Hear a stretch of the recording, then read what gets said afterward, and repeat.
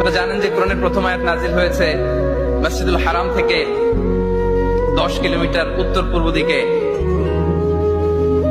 জাবালে নূর আছে, একটা পাহাড়, 634 মিটার উঁচুতে একটা কেইভ আছে, লরে হেরা।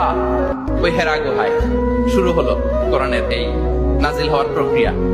এরপর রাসূল সাল্লাল্লাহু আলাইহি ওয়াসাল্লাম মক্কা থেকে মদিনায় গেলেন, সেখানেও নাজিল হতে লাগলো। এই কোরআন কখনো নাজিল হয়েছে ঘরের ভেতরে,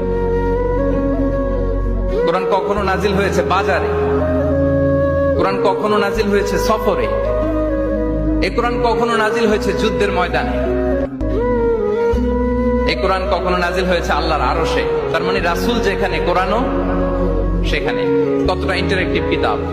রাসূল সাল্লাল্লাহু আলাইহি ওয়াসাল্লাম তার জীবনে, তার পরিবারে, তার সমাজে, রাষ্ট্র পরিচালনায় যেখানেই তিনি সংকটের মুখোমুখি হয়েছেন, ঠিক তখনই সমাধান নিয়ে হাজির হয়েছে কোরআন।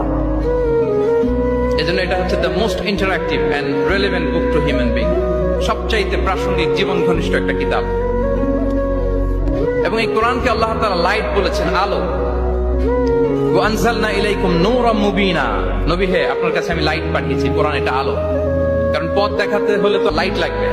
যেটা আপনাকে পথ দেখাবে তার মধ্যে যদি আলো না থাকে, সে পথ দেখাতে পারবে নাকি? পারবে না। তো কোরআনকে আল্লাহ তাআলা লাইট বলেছেন।